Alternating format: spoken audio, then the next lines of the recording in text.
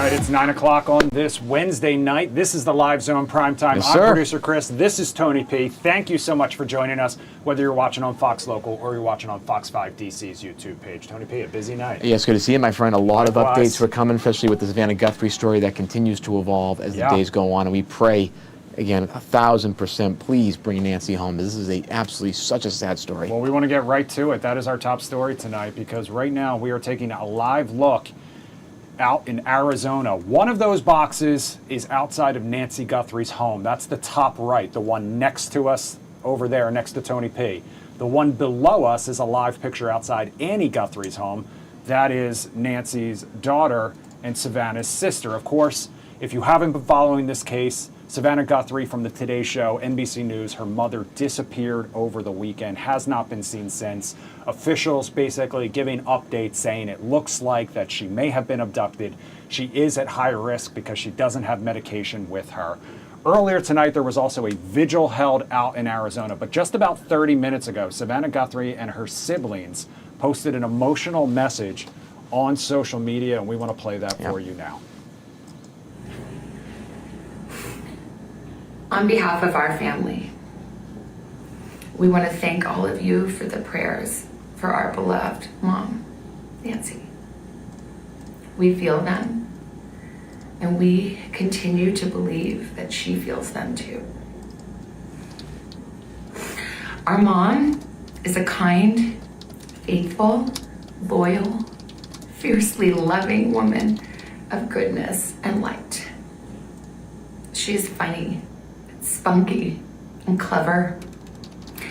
She has grandchildren that adore her and crowd around her and cover her with kisses. She loves fun and adventure. She is a devoted friend. She is full of kindness and knowledge. Talk to her and you'll see. The light is missing from our lives. Nancy is our mother. We are her children. She is our beacon. She holds fast to joy in all of life's circumstances. She chooses joy day after day, despite having already passed through great trials of pain and grief. We are always going to be merely human. Just normal human people who need our mom. Mama, if you're listening, we need you to come home. We miss you.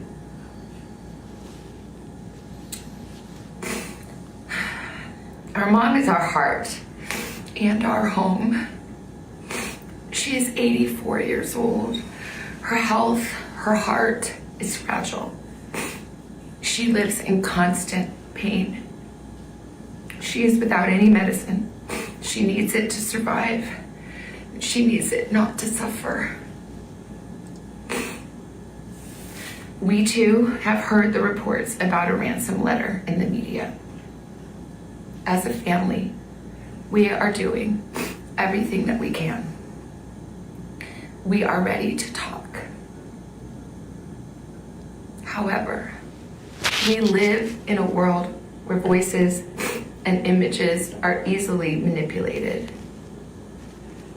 We need to know, without a doubt, that she is alive and that you have her.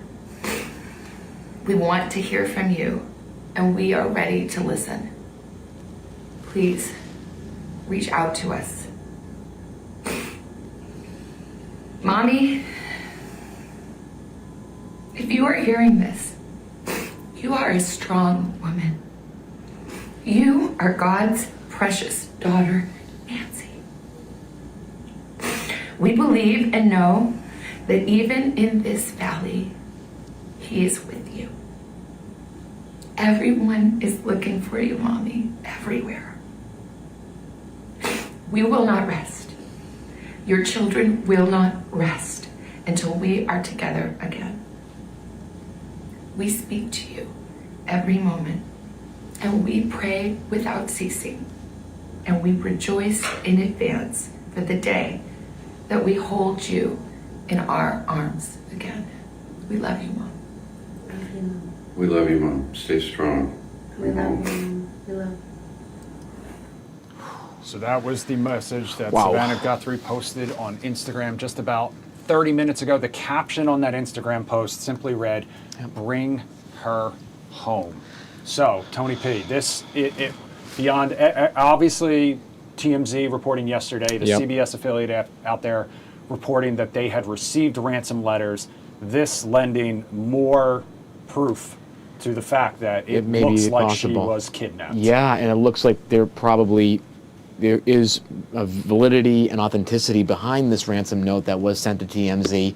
I know there was mentions yesterday of it being for a Bitcoin exchange. That's still not confirmed. Correct. But based on the beautiful, moving speeches, I just wanted to say how beautifully moving this was. It is hard to put yourself out on social media, and for this entire family, Savannah Guthrie and her siblings, to do this is truly a beautiful moment. It's a moment of unity, of courage, and of just absolute strength in some of the most tragic times. And I just think about, just quickly, I don't know what possesses a human being to want to take and abduct an elderly woman who's sick, 84-year-old woman. who's sick and needs medication. For what?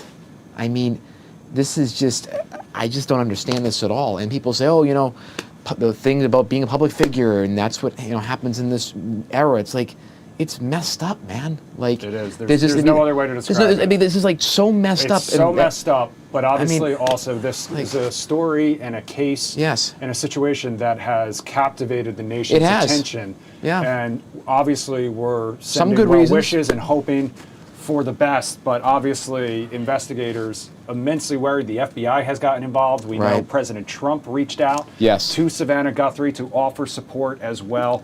This is obviously just Yeah. a situation that is so tragic. We're gonna keep following this. One note on that as well, just Yeah. so I want to add. So this morning, the local sheriff did go on the Today Show and mentioned that there's no evidence at this point that Miss Guthrie has died, and the sheriff in Arizona does think and does believe that she is still alive at this hour and at this day, and they're actively pursuing new leads. And when they look at this investigation overall, multi-unit and multifaceted, from federal partners down to the local police, they're looking at surveillance footage of the home, phone records, pacemaker data, because Miss Guthrie does have a pacemaker. Yeah, we So know they're that looking she for things was like connected that. to her iPhone, Right. her watch. That ceased to that Yes. link ceased. We Yes. still have those live pictures up, obviously, but you heard from Savannah and her siblings there asking for proof that her mother is alive, but they are willing to talk, they are willing to make a deal, whatever they can do to bring Nancy home safely. Oh, of yeah. course, Tony, we'll stay on top of the story. If we Yes, get any just- developments, we will bring them to you immediately over the course of the next 50 minutes or so, 52 sure will. minutes or so. And of course, we will have updates on this story coming up on Fox 5 Just News. so many prayers to So many prayers. Savannah Guthrie, her siblings. I mean, just that is a Fox 5 moving at 10, testament. Fox 5 at 11, right here on Fox Local. You can stay with Fox 5 for updates on air and online. We'll revisit this story, of course. But in the meantime, we do want to bring it back home and talk about the weather once again, Tony P. It has been the big story for more than a week, obviously. Last night we were in Montgomery County. Tonight we are in Prince George's County, because earlier tonight there was an emergency meeting in Prince George's County to talk about the snow response. Board members hearing from parents and discussing the school calendar, future plans for going forward in the wake of the snowstorm that closed schools for 7 days. They were back at class today. The district has used 8 snow days, but the school calendar only had 5 built in. Board members had to decide tonight whether to extend the school year or get a waiver from the state. Just about 20 minutes ago, though, we learned what the plan would be. I'm going to read this one to you, Tony P. Okay. But before I do that, I need to make sure this video doesn't Yeah, run no, out. of course. All right. Prince George's County officials say to meet state requirements for instructional time, they are adjusting this year's school calendar using all 5 of our built-in makeup days: March 20th, May 27th, June 15th, 16th, and 17th. President's Day had been considered as a potential makeup day. Right. However, schools and offices will remain closed on February 16th, Instead, the board approved adding one additional makeup day to the end of the school year, June 18th, and they will ask the state for a waiver of the 180-day requirement for the remaining days when the window to request waivers opens at the end of winter. If the waiver is not granted, they will consider Monday, April 6th as one of the makeup days. That's not all. The board also officially approved a new virtual education day plan that would allow them to shift to virtual learning in the event of another winter storm. The plan would be available on their website this Friday. They say their goal is to keep students learning while ensuring everyone stays safe during extreme weather. So one of those situations, Tony P, that, you know, it was obviously unprecedented. There was so much ice, so much snow. It became such an issue, not just here, but all across the region. But that is the plan now in place to get students back to class, make up their instructional time. So we will have more on that coming up on Fox 5 News at 10 here on Fox Local as well. And that was part of the interviews we did last night, Chris, with Montgomery County officials and city council officials about this waiver that Governor Westmore can give to these localities. To say 180, the same thing. 180 days is not required for this year because of this event. But this really goes, I think, to the understanding of, as Tip O'Neill always said, all politics is local, right? And looking at local politics and getting involved. Parents have been involved in these meetings. They've been packed on virtual, in person, really trying to figure out how this can get changed for next year, because we're seeing it now 2 years in a row in this region. We've seen snow, 3-4 days off. This time, 7 or 8 days. I mean, there needs to be a change, and I think the localities are starting to understand that, what it means for virtual learning, and also the truthfulness of what we heard last night from the council members too, that there really isn't much to be gained from adding on days during the summer, end of spring, that time frame, because they have AC issues, they have infrastructure problems and staffing. A lot of the holes in the school system do become a little bit illuminated when we see things like this, Chris. Happen, and so much of it comes down to communication. Okay, that was our other big story. Now we got to get to the big story in the sports world, and you would think on Super Bowl week, football would be the only thing we are talking about. So. However, or the halftime show. That is not the case. The sports world focused on the Super Bowl out in the San Francisco area. However, back here at home, the Washington Wizards dropping a bombshell. The 13-36 team has reportedly acquired Anthony Davis from the Dallas Mavericks as part of an 8-player deal. So for more on this, we want to turn to an expert. We want to talk the implications, the deal, what comes next. So sports analyst Lester Rickard Jr. joining us now live on the Live Zone Primetime to talk all about it. Lester, thanks so much for spending some time with us here tonight. Hey, man, thank you for having me, brother. Of course. So your initial reaction to this deal, let me know what you think. Wow, man, listen, being someone, so just to let you know, I was living in New Orleans during the time Anthony Davis was drafted to the New Orleans Hornets at the time, now the Pelicans. I bought season tickets. I was all in. They won the Final Four in New Orleans the year before he was drafted. And I've been an Anthony Davis fan his entire career. But the problem that you have with this player is that he's always injured. All right. I've never seen a guy in my life with that struggle with the bout of attrition year in and year out. And as Anthony Davis has gotten older in his career, you try to invest in him, he seems to let you down. And I think that's what got Nico Harrison fired as the general manager of the Dallas Mavericks, by taking that risk, trading Luka Doncic to the Los Angeles Lakers for Anthony Davis. And so now if you look at the Washington Wizards, they've got a very good young core of talent to go along with getting Trae Young in the draft here for really bits and pieces. They're still able to keep their draft capital and trade away the assets that they accumulated in some of these other trades. So this could be boom or bust for this organization. So it's going to be some interesting years ahead for the Washington Wizards. What do you think has been the strategy in the last month for the Wizards to really kind of just totally pivot from doing the rebuild and younger talent, going all the way to getting 2 stars back to back? It seems just like that. What is the strategy, do you think? Well, listen, obviously if you want to win, you got to have a combination of both young talent and veteran players who've done it at a very high level. Obviously, Trae Young is a guy that has been looked at as one of those next generational talents. When Steph Curry came into the league, he was shooting the long 3 ball. Trae Young comes along, it kind of emulates the same style of play of Steph Curry. But once again, we talk about issues of injury and his lack of ability on the defensive side of the ball. I like what the Wizards are doing. You can keep your young players intact and add some veteran leadership if they can stay healthy. That's how you build those young guys up. When you teach them the right way, how to be a pro, couple that with the talent and the veteran leadership, I think you could have yourself in 2 or 3 years if those veteran pieces can stay healthy. Okay, so, Washington fans in general, and I'm not just talking about the Wizards, but going back to the old days of the burgundy and gold, we had seen some high, throwing money at these veteran players that never quite helped seal the deal. So I can understand why some fans might be a little hesitant here. But when you talk about that combination of youth and veteran, does even the presence in the locker room add something to this team, even if he's not always out on the court night after night putting up the numbers? Yeah, I mean, listen, Anthony Davis is an 11-time All-Star. He's an NBA, I call it bubble champion, because he won it during the COVID year. So you got some people on the edge and say, was that a real championship or was it not?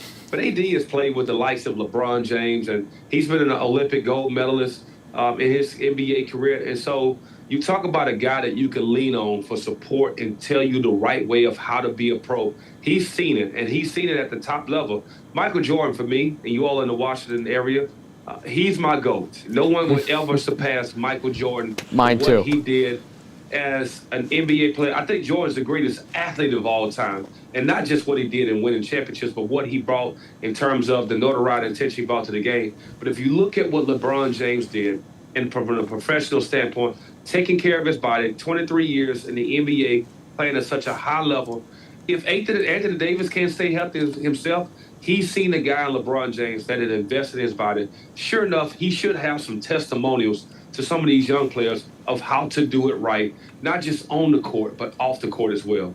Now, looking at this team from a profile perspective, how do you think this team's going to look offensively and defensively from the strengths perspective as they go into this year and then into the future years, 2-3 years down the line when this team starts to grow?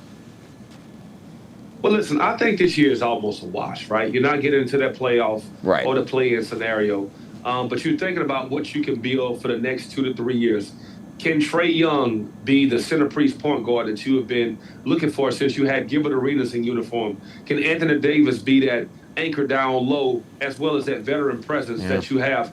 And some of these young guys that, listen, I commend the Washington Wizards for not trading those young core pieces away.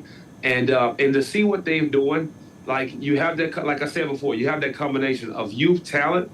The big problem with, obviously, that Washington's going to face, one, injury. Number two, Trae Young has been a liability on the defense side of the ball. Can you get him to somehow tighten up the screws to really make him a both ends of the court player? But, man, I tell you what, this has been an interesting day. And so I can't wait to see what this looks like in the next 2 or 3 years. I know you're asking for a prediction.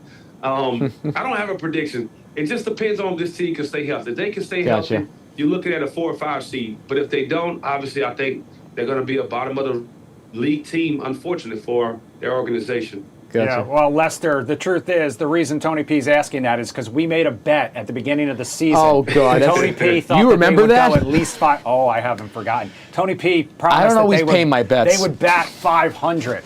And I said, no way. Yeah, So I don't always pay my bets. I think everything's coming up Smith on this one. Hey, listen, let me ask you a question. A lot of casual fans will say you need 3 core players to build a team around and to win a championship. If for the Wizards, it's Anthony Davis and it's Trae Young, who needs to be that number 3? And do they need to make more moves to get that in place? Great question.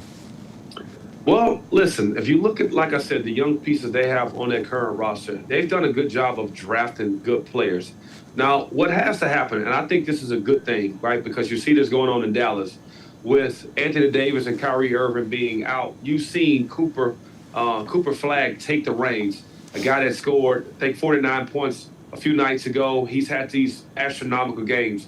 When you have players out like Trae Young and Anthony Davis, it gives a young player that you see that has the talent and the skill set to be successful, can they take that next step and be that next core guy? Because every great organization has had to make that, they've had to see it. You know, if you look at what Oklahoma City has done, they built that team up, and you saw what Shea Gilchrist-Alexander's done. You look at what Williams has done in that opportunity.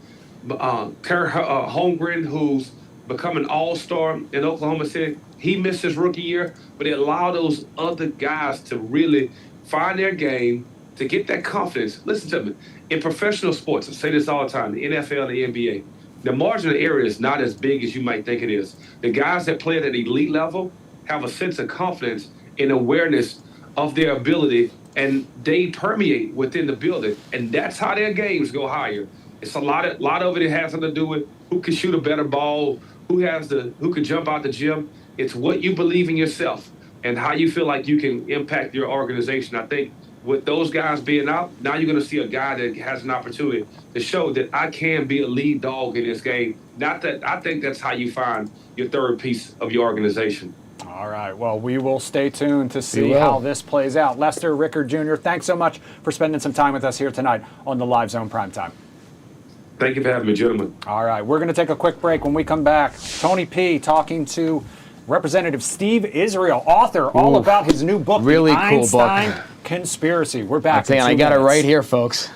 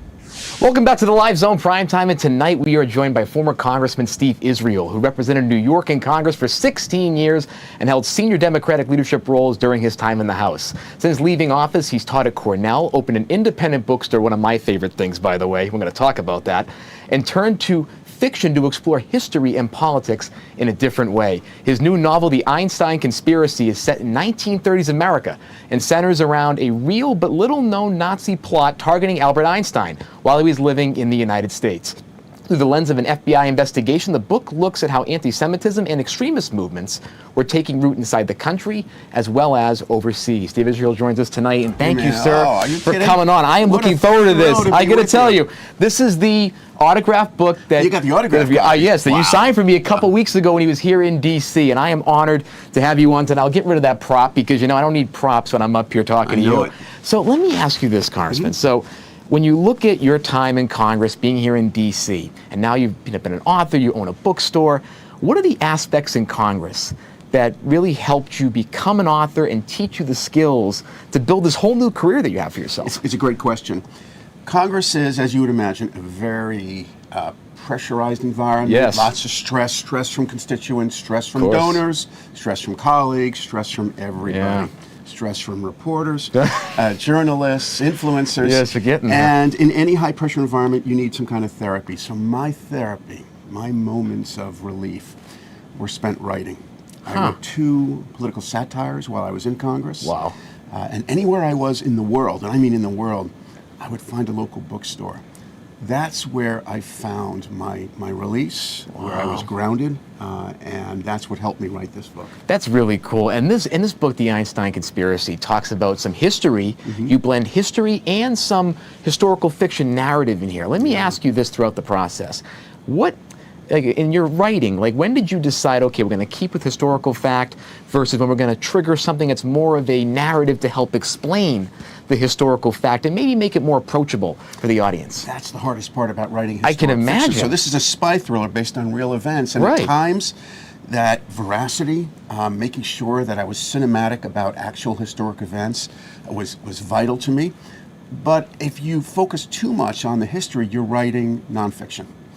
And then at times, you know, I just wanted to be propulsive, and I would kind of discard some of the historic detail. Right. A few less footnotes. That's always nice sometimes, you know, you can kind of roll with it. So there's always a balance, but here's the bottom line. A book is a bargain between the author and the reader. The bargain is, you're going to give me a little bit of money for my book, and I'm going to entertain you. I'm going to keep you turning the pages till you get to the end.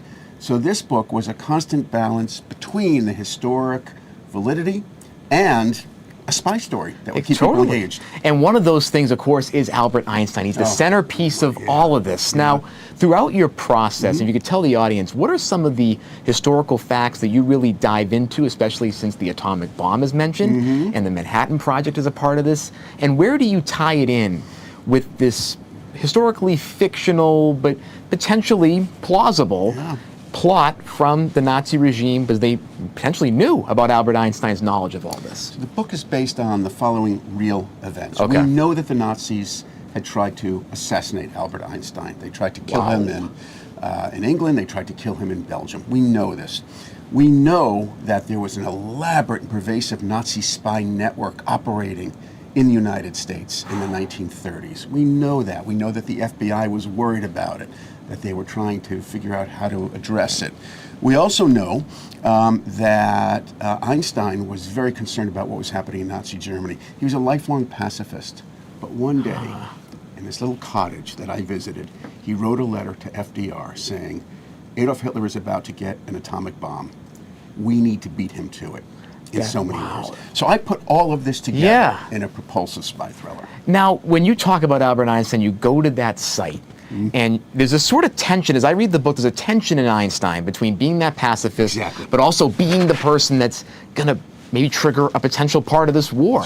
What did you learn about Einstein's soul and that tension that he had that really became a part of this letter and how he got it to FDR? Another fabulous question. I spent 4 years researching Albert Einstein. I read biographies, I read stuff that he wrote. For the book? Not too technical, for the book. Wow. And here's what I realized about him. He was a very complicated and complex individual. It is true, he was a lifelong pacifist, and this is what really got me thinking. Lifelong pacifist. And now he's writing a letter to FDR saying, build a bomb that can incinerate an entire city? Yeah. This is the core of his soul. He was really kind of had these contradictions, but had he not written that letter, I think history might have changed. It might not have been reversed, but it would have changed, and the Nazis might have potentially acquired an atom bomb before we did. And so I wanted to just have that in the balance. That was the historic tension that I wanted to weave throughout the book. That's crazy. And one of the things you talked about when I met you last was the journey to getting this letter to FDR. It almost didn't get to him, because there wasn't exactly the connection between Einstein and the administration. How did that letter eventually get to him? Well, this is another contradiction about Albert Einstein. He's the smartest guy in the world, but completely naive about things. And so he writes this letter, and he's not sure how he's going to get it to the White House, and it takes months. One of the things they decide to do is he and his co-writer, a physicist named Szilard, they come up with this plan. We're going to give the letter to a celebrity who's going to bring it to President Roosevelt. And who do they pick? Charles Lindbergh, who was a pro-Nazi Right. celebrity. That's another contradiction in the book. Right. They have no clue. Right. And so they finally, they actually listened to a radio broadcast by Lindbergh one day where he's saying, you know, the Jews are controlling us. And like they we kind of, have to support whoops. Nazi Germany. And Szilard calls Einstein and says, I don't think he's our man. No, because that letter probably wouldn't get to him. It wouldn't get to him. It finally gets to FDR. He's in the White House, October, several months after it's written, and it's read to him. And FDR calls for his secretary, a guy named Pa Wilson. He says, Pa, come in here. Right. He says, what Einstein's trying to tell us is Hitler may be able to blow up the world. Do something. Wilson leaves the Oval Office, makes some calls to scientists.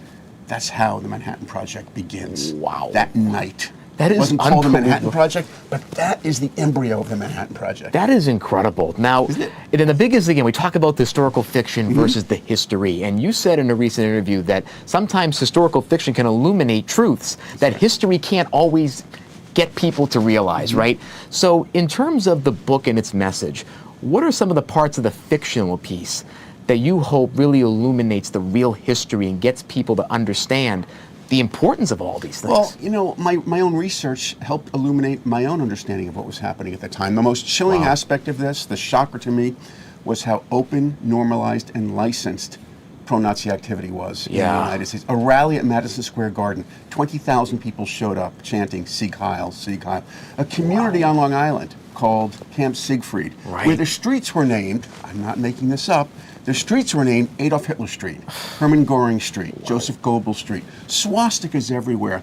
I'm hoping that the reader not only enjoys a spy thriller, but understands how dangerous it can get when we allow extremism, either on the left or the right, I don't care, when we allow it to become so normalized. And in this moment where we're seeing a lot of division, a lot of extremist movements rise online and things of that nature, what can readers, American across the world, really take as a lesson in how they can combat these things before they become so large? Again, that scene of Madison Square Garden, that sat with me in the book because it became so normalized. What are some ways that citizens can learn from this book to stop these moments? So here's, I think, the fundamental lesson. Government won't stop these things. We have to on our own. We have to take steps. We have to regain our power as citizens. We have to regain our sense of agency. We have to do what each of us can do in order to stop the country from sliding into extremism and fanaticism, either on the left or the right. We have to learn to just figure out how to communicate again. Of course. And now I want to talk about Theodore's, because that is truly one of my favorite things that I've learned about you. So you have an independent bookstore. Not only are you writing, but you have the independent bookstore. Now, tell me the process to getting that bought and ready to rock and roll, and then what have you learned about the industry as being a business owner in this space? Well, the first part of the process is you have to be crazy to open up an independent bookstore. It was always my dream to have my own bookstore, and after I left Congress, and I left unindicted and undefeated, which is a rarity these days, went home to Long Island, looked for a place. I called my wife. I said, I found a vacant storefront in Oyster Bay right near where Theodore Roosevelt lived. I said, ironically, with FDR and all this yes, all in the book. All in the same spot. She said, what do you know about running a bookstore? And I said, what did I know about running for Congress and serving in it? Zero. Right. Let's give it a shot, and we did. It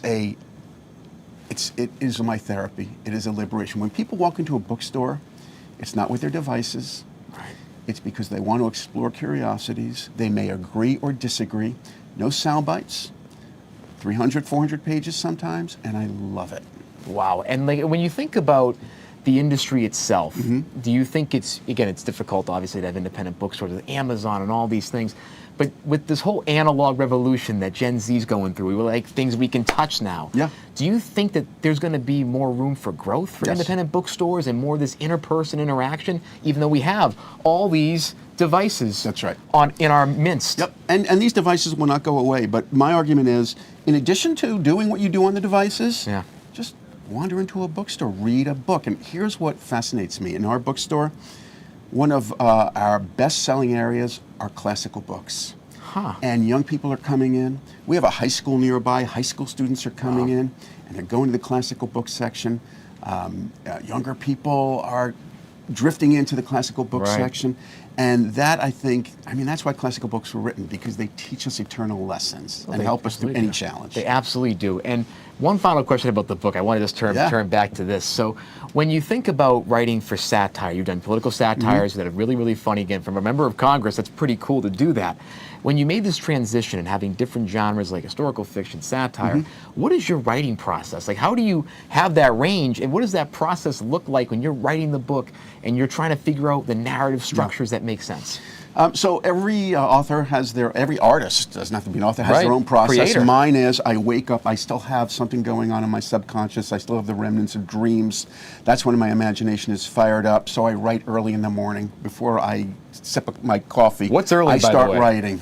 It depends. Sometimes, 6. I like that. I'll start writing at 6. Sometimes if I'm really, in a writing momentum, it could be 5. This book, I would generally start at about 5, write for 2 or 3 hours. That's really just cool. get it out of my system. That's really cool. That's a really cool process. Oh, sorry. Oh, Sorry. good. Yay. I wasn't seeing him. I'm still You here. were being way too shouting. quiet. I'm sorry. Shouting I'm 'cause you guys have sorry. my link. If people want to get a copy of it and they can't make it to Oyster Island to make it to theater. Oyster Bay. Going up. Oyster Bay. Yes. Where can they go to get it? So I am on a national tour. I am headed to Phoenix. I am headed to Los Angeles. I am headed all over the country. But they can get it at EinsteinConspiracy.com. They can, even better, call your local independent bookstore. If they don't have it on the shelf, they can order it immediately. Yes, you can get it on Amazon. Yes, you can get it at Barnes & Noble. Wherever books are sold, you can acquire the Einstein Conspiracy. Former Congressman Steve Israel, thank you for giving us this knowledge and for showing us, again, historical fiction and history can rhyme together. Thank you so much for coming on and talking to us. And one final thing, you had a joke in one of the times we met where sometimes people breeze read through a book. I actually read the whole book. I want you to know. Do you know how members of Congress read books? How? We start at the index, see if our name is in there, and if so, we'll go to the beginning. Didn't JFK get a whole thing on speed reading? Did he? Again, it's all part of it. That's right. Thank you so much, Amen. Congressman, for Thank coming you. on. What a great book we have. The Einstein Conspiracy. Pick it up anywhere to really enjoy this true World War II history and fictional tale. Awesome stuff. Thank you, sir, for coming on. Thank you. Awesome. Hey, thanks for that. That was awesome. Thanks for that prompt.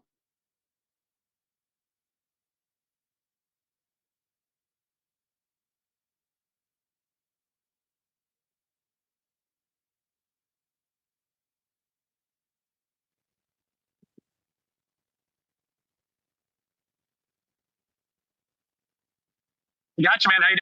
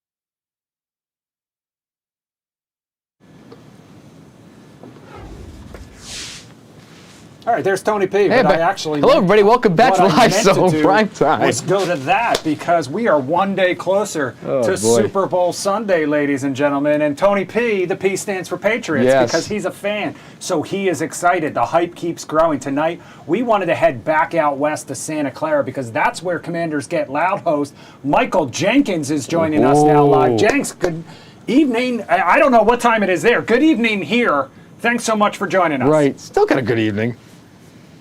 Yeah, it's a good evening. We were down on Radio Row early this morning at 8 o'clock because that's when things really pick up. And you got athletes running around, you've got celebrities, you've got media celebrities. I mean, it's a madhouse. And so the day actually ends around 3 or 4. So now I don't know how I work my way into this. I'm outside the Treasury here in San Francisco, and I'm about a martini in. This is when I do my best work, and I'm at some law firm's happy hour that somehow got into. So everybody's having a good time. That's really That cool. is- I that love is- it. It's like DC a little bit. Happy hours. Literally, Yeah. the goal of this show is for everybody to have a martini before they come on. I'm honestly super jealous of you. Wow. All right. So, talk to us a little bit about what it's been like out there so far. We've got. I'm going to pull it up right now. We've got a look at you guys. yeah. You and Smoot taking over San Francisco right now.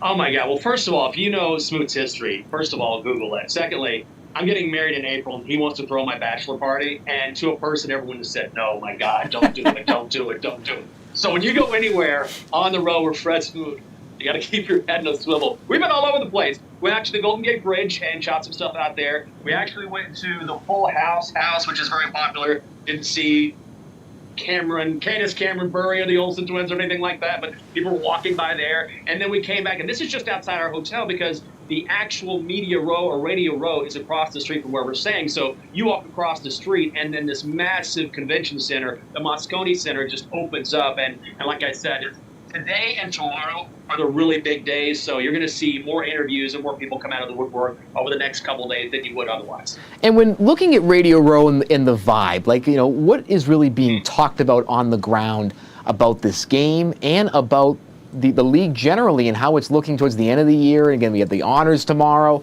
Like, what are some of the themes that are being talked about on the ground right now? I think there's a few things. Number one is you kind of have to cut through the self-promotion because for all the NFL talk, there's someone there dressed up in shoulder pads. Like, what are they doing there in shoulder pads? Well, they're starting their own business, and they want you to hear about it. So they're not necessarily there because of the game. They've got a product. But when it comes to the game, I think the one thing that we keep talking about is this may not be the sexiest matchup in terms of previous years when you had a Patrick Mahomes or you had a Tom Brady, whatever it is. But these are probably the most complete teams in the NFL, from top to bottom, Patriots and Seahawks. So this is going to be the best football game that you could ask for if you're a football fan. And I think the other thing that people are talking about is the international expansion. The NFL continues to grow. They're going to have a game in Melbourne. They're going to have a game in London. They're going to have a game in Madrid. Going to have a game in Brazil. So the NFL wants to be global, and we're seeing more people talking about that as well. Wow. Yeah, and to that end of the global theme, Bad Bunny, obviously the halftime show. He's got his Apple Music halftime press conference tomorrow. Is that something you guys are touching base on as well? We absolutely will. In fact, I think it was one of the coaches was interviewed today. I think it was Mike Vrabel, and that was one of the questions because people want to know, how do you feel about this? I would say it's certainly not a big sticking point with the media, but it is a talking point when you're talking about the halftime show on the planet, and Bad Bunny has been a big topic of conversation. So I bet that's something we talk about tomorrow. And also when you walk into the Moscone Center, the first thing you see is a massive picture of Bad Bunny sponsored by Apple. So he definitely has a presence here. Now, one of the big questions heading into the honors tomorrow night is the awards section, the MVP conversation. We're hearing it. It's Drake May versus Matthew Stafford. In your mind, and based on what you've heard on the ground, how do you think that race is going to go and the overall honors and the awards section generally? Do you want, you as a Patriots fan, I know you're... Yes, I have to be unbiased, though, for this question. God, that's good Big J journalism right there. Thank you. Well, I think it's going to be Stafford. And Okay. Can you make a case for Drake May? No question about it. But whenever you see these awards, all things being equal, narrative comes into play. And so what I mean by that is, it's kind of like last year. It was Josh Allen's time, right? He had been so close. Right. He paid his dues, and it was his time. And so here, even though Drake May has been unbelievable and he's on his way to becoming just an absolute superstar, Right. Matthew Stafford had his best season ever and is already a superstar. And so you say, well, this guy's pushing 40, so let's give it to the guy who's been here and who's sort of earned it. Whether that's fair or not is a different question, but that's the way I think it's going to go. I mean, I'll tell you, now, one of the things this popped in my head, I can't believe I forgot about it, is the Hall of Fame issues that are going on with the league. Is that a topic that's being talked about on the ground, especially with Terrell Owens coming out today saying the process is flawed and needs to be changed? Because we just saw Bill Belichick, again, not to be biased, but Bill Belichick and Robert Kraft lose out on the ballot and Bill Belichick at first ballot. So, like, are these issues and reforms being discussed even before the league meetings? No question about it. And I think everyone across the league has been incredulous, and rightfully so. Right. If you can't be, if you're talking about Bill Belichick, the most successful coach in the history of the game by every metric, like it's not close, whether it's the Super Bowls, whether it's the all-time wins, he's second all-time, most playoff appearances, most Super Bowl appearances, you can go down the list. I think there's two things at play. Number one is there is a faction of voters out there that believes he should be punished for a year because of Spygate. But I also think there's something that we've seen more recently, which is completely unfair, which is how you fare at the end of your career somehow affects what you did earlier. Like, people see Belichick in North Carolina struggling. And he's not the coach he used to be, but he still won the Super Bowls. Like, if he has a losing season in Carolina, they don't take away a ring. So we've seen more of that. Like, someone said, oh, Russell Wilson, look at the end of his career. He doesn't deserve to be in the Bowl. It's like, he does. Everyone struggles, players and coaches, at the ends of their career. So I hope that doesn't become a thing. But you're right. The process is certainly fun. Interesting. Jenks, before we let you go, if people want to follow along your adventure, Smoot's adventures, they want to call and leave a voicemail, they want to get loud, how do they do it? Yeah. Just follow me, Instagram, X, Threads. I'm on Jinx DC. And so we're posting a ton of content this week. We're having a sweepstakes. We want people to email us at washingtongetloud@gmail.com. And we're pretty engaging as far as, we want our fans to come in and feel like they can talk to us. We want to talk back with them. So it's been a great week, and appreciate you guys. I can ask one quick question. As someone who's wanted to do more interviews, kind of like at an event like this, how do you muster up the ability to go to all these people like Mike Florio and so many great people and get those interviews in such a chaotic environment? Because I don't know if I could do it. Well, first of all, credit to our producer, Anna, who's a bulldog, and she will talk to anybody. Nice. But also, you're right. It's tough. It's that you really have to pick your spots because these guys are busy the entire time, and you kind of have to just say, just give me 2 minutes. I'll be right here. I'll wait on you. Make it as easy for them as possible. And then once you get them, don't sell them on it being a 2 or 3 question interview and keep them there for 10 minutes because then they just get jaded and say, why did I do this in the first place? So say, I need 3 or 4 minutes of your time. You get in a couple questions, you let them go, and then you sort of build that trust. Like, oh, yeah, you're actually not going to keep me here long. So it's kind of trust in picking your spots, but it's with so many people trying to get access, it's definitely not easy. Love that. Jenks, you know what helps too? What's that? A martini. Go have one for me. Let's go for 2. Party with those. You know what? I love it. Give him out. Give him out on that rodeo row. A couple for you guys. That's mean I'm going with 3. I'm going with 3. All right, I respect it. Thanks for spending some time with us here. Have a great time out there. Awesome. We're looking forward to seeing everything, and we're looking forward to the Burgundy and Gold making the trip out there one day soon. Got close last year. Thank you, guys. See you, man. All right, we're going to leave you with a live picture from our Fox 5 Skycam. The camera at the wharf lit up purple and blue. Another chilly night out there. More cold weather on the way. We're going to take a quick break. When we come back, Tony P breaking down some of the other stories he's been watching on what has been a very busy hump day. We'll be right back.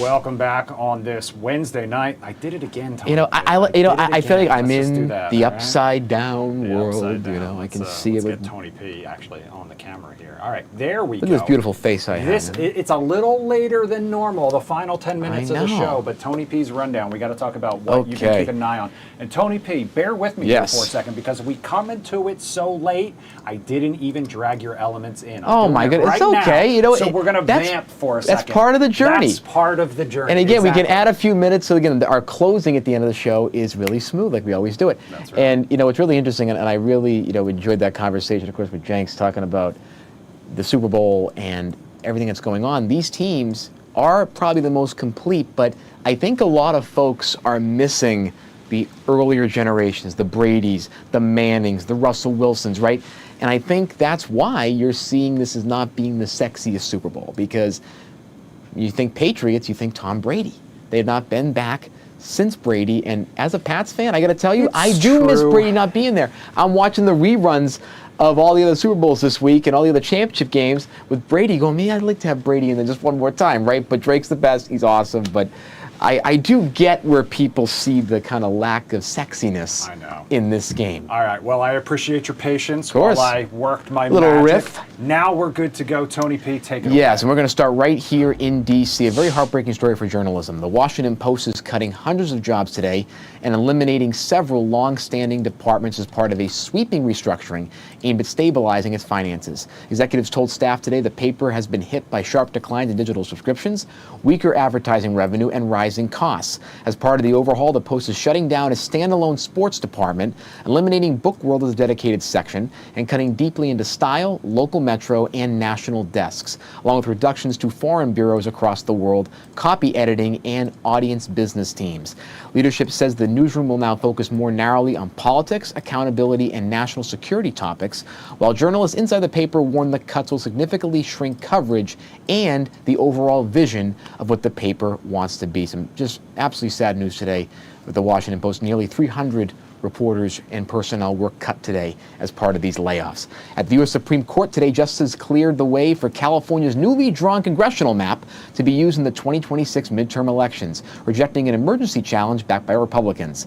The voter-approved map redraws several competitive districts and could allow Democrats to flip as many as 5 House seats this coming cycle. The order was issued without explanation or noted dissent, keeping the new lines in place as redistricting battles continue nationwide. In Minnesota, the Trump administration confirmed that it is withdrawing nearly 700 federal immigration agents from the state after weeks of protests and backlash over enforcement tactics that some critics have called heavy-handed. Officials say the reduction will decrease the visible federal footprint, but will not halt immigration work, which will continue through partnerships with unprecedented partnerships, according to the federal government, with local jails and courts. That scrutiny is intensified after a separate Minneapolis incident this week where immigration agents were captured on video drawing their guns while arresting activists who were following and filming them on public streets. Federal officials say agents felt threatened and acted to protect themselves, while civil rights groups argue the show of force was excessive and meant to intimidate observers and protesters. Diplomatic efforts between the U.S. and Iran are entering a fragile phase. Nuclear talks were nearly canceled this week over disagreements about location and scope, but are being revived with plans to meet in Muscat, Oman this week. At the end, I think it's on Friday, a longtime neutral mediator. Iranian officials want the talks limited strictly to nuclear enrichment, while U.S. negotiators are pushing to include ballistic missile development and Iran's regional proxy activity, and that meeting will take place on Friday. Arab intermediaries help keep negotiations alive, but officials on both sides say that the talks could still collapse in the next couple of days if certain disagreements around the topics discussed are not resolved. In major legal news, Ryan Wesley Roth was sentenced to life in prison today for the 2024 attempted assassination of President Donald Trump. Prosecutors say Ruth spent weeks planning the attack at Trump International Golf Club in Florida in 2024, conducting surveillance and bringing a firearm to the site before being stopped by Secret Service agents. The judge cited the premeditated nature of the plot and the threat to national security in imposing the sentence. On the health policy front, the American Medical Association released new guidance calling for much stricter standards around gender-affirming surgery for minors. The AMA recommended additional psychological evaluations, stronger parental consent requirements, and more long-term outcome studies, saying current evidence warrants a more cautious national approach. In the world of business, the Equal Employment Opportunity Commission has filed a discrimination complaint against Nike, alleging some white employees were denied promotions or treated differently based on race. Nike has denied the claims and says it is fighting the allegations in court. Another business story hitting close to home for shoppers. Minute Maid says it will discontinue its frozen canned juice concentrates after nearly 80 years, including classic flavors like orange juice and lemonade. That's a sad one.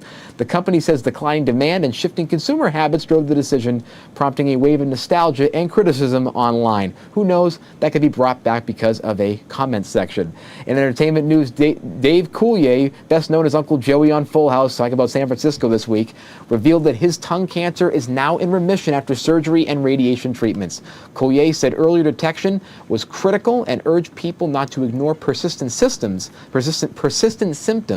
involving the mouth or throat. And finally, and again, talking about, we're having a great Black History Month history session here. We're going to teach some real history tonight. And this historical note contends with the world of politics. Hiram Revels was the first African-American to serve in the U.S. Congress representing Mississippi in the 1870-1871 session of the Senate during the Reconstruction period.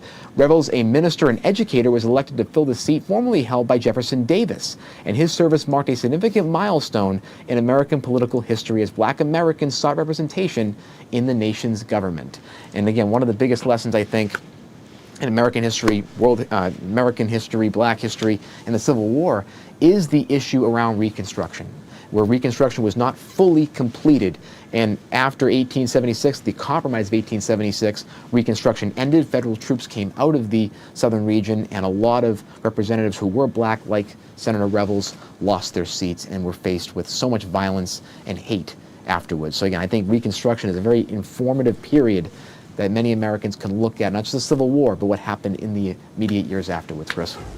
Pop quiz, Tony P. Yes. Talking about Dave Coulier and talking about Full House. Uncle Joey, do you, and I fully expect that you do know this, so no disrespect meant from it. Of course. Do you know what high-profile relationship he had that led to a best-selling album and single? Is it an album for this? So do you know what singer he dated who allegedly has a song about him that is a 90s classic? 90s classic. I'm thinking Kim Carnes?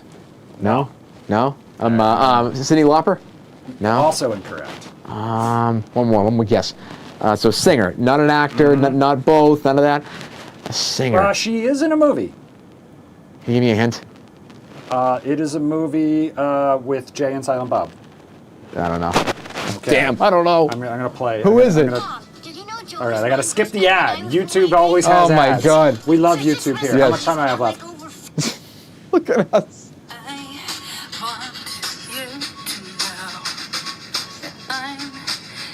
Who is that?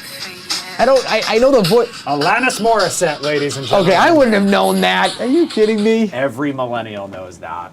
Okay, I know the voice. I just can't. There's a line about something happening in a movie theater, and everybody, when they found out, they said, Uncle Joey? What? Wow. Anyway, Alanis Morissette. Dave Coulier. I mean, Coulier. he's had a couple battles with cancer. He's had a couple periods where he's been in remission, has come back. He also mentioned in the piece that John Stamos, his co-star and dear friend for years now, has been such a major influence on him, has been right by his side through all the treatments, talking to him, encouraging him, and being there for him and his family. Nothing makes me happier Beautiful story than like how that. close the cast of Full House has stayed over the course of their lives. Thank you to everyone out there on Fox Local and Fox 5 DC's YouTube page for joining us. It's been a busy night here. Yes. Everything from Savannah Guthrie to the Super Bowl to Representative Steve Israel. Yep, that was a great conversation and beyond. And of course, Anthony Davis as well. Of I course, know. just Shocking. a reminder, you guys can always weigh in anytime just by scanning that QR code. You can join the conversation. You can weigh in on some of these topics, whether you like the idea of Anthony Davis, whether you like the idea of Prince George's County extending the school year and making kids go on the days they were supposed to be off. We want to hear from you. That is Please. one of our favorite parts. Vent to of us. the show. We'll listen. Vent, We're like sound off therapists. on all these We're topics. therapists If you are cheaper. have ever felt like yelling at the TV, we are here to take that. We'll abuse. respond to it. Coming up next, Fox 5 News at 10, the latest on the search for Savannah Guthrie's mom, right here on Fox Local. We'll see you tomorrow night.